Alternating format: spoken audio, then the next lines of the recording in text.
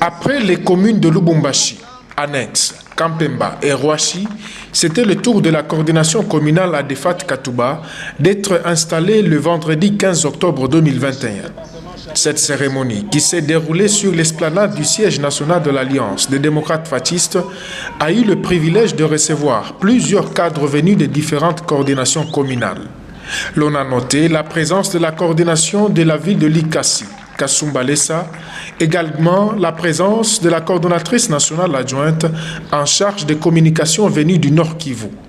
De passage dans la ville coupifère, l'honorable Jean-Louis Kalamanyindou, coordonnateur national de cette structure d'appui aux actions du chef de l'État, a eu l'honneur de présider personnellement cette manifestation. La décision portant nomination des animateurs de la DEFAT commune de Katouba étant lue par le coordonnateur provincial adjoint en charge des questions politiques et stratégiques, tous les nominés ont reçu les insignes de l'Alliance des démocrates fascistes de la part de la coordonnatrice provinciale du Haut-Katonga. Dans son adresse, le coordonnateur national s'est dit être fier de la conquête de cette municipalité, surtout qu'elle n'est pas la moindre en termes de superficie, ce qui accroît l'attente pour cette commune. C'est un motif de fierté, c'est un motif d'encouragement pour tous les camarades qui jour et nuit se sacrifient pour que cette œuvre qui nous lie à un destin commun, celui de voir la République démocratique du Congo être non seulement bien dirigée, mais aussi nous garantir à nous tous un lendemain meilleur. Comme la Bible le dit, on donnera beaucoup, on demandera beaucoup à celui à qui on a beaucoup donné. Aujourd'hui, nous vous donnons beaucoup. Nous sommes venus tous, nous avons accouru pour pouvoir vous installer. Et nous espérons que vous allez nous faire honneur. Nous espérons que vous allez brandir très haut la bannière du fascisme dans la commune de la Katouba.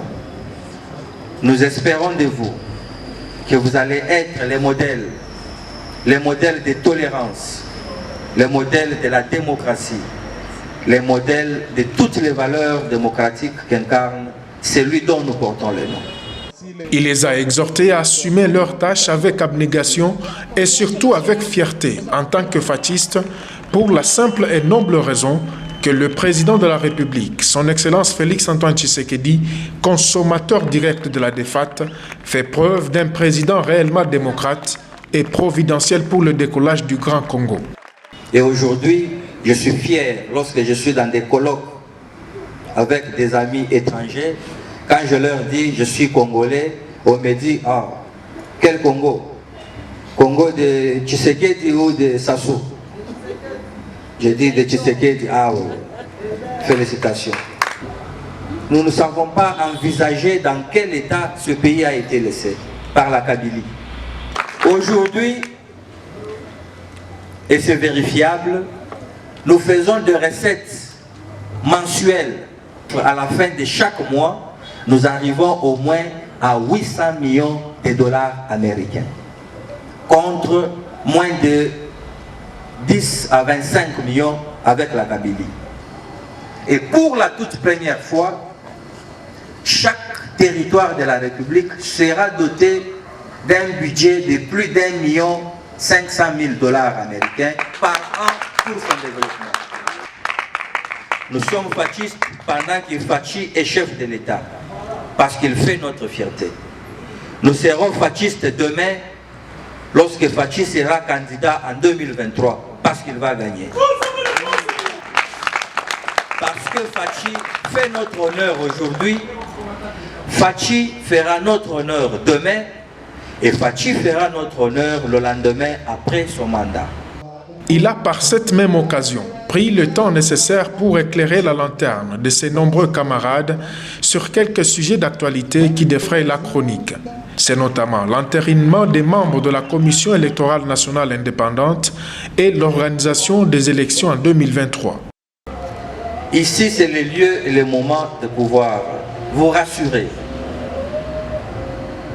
que le gouvernement Sama Lukonde, dit gouvernement des Warriors, ne ménagerait aucun effort pour que nous puissions avoir même un seul jour de glissement. Les élections seront bel et bien organisées en 2023. Les moyens sont là.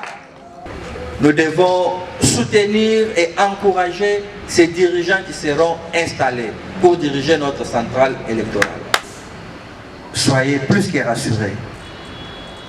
rassurés que Félix Antoine Tshisekedi n'a pas l'intention de pouvoir nous conduire dans une dérive. Il va nous donner des élections crédibles, financées par nos fonds propres, dans un délai bien requis par notre Constitution, et nous et vous, nous avons pour tâche de pouvoir les réélire et les faire réélire comme chef de l'État. L'élu de la ville de Lubumbashi et visionnaire de la défaite a enfin rappelé à tous les fatistes qu'il ne suffira pas seulement de faire passer son Excellence Félix Antoine Tshisekedi en 2023, mais lui accorder aussi une bonne majorité parlementaire.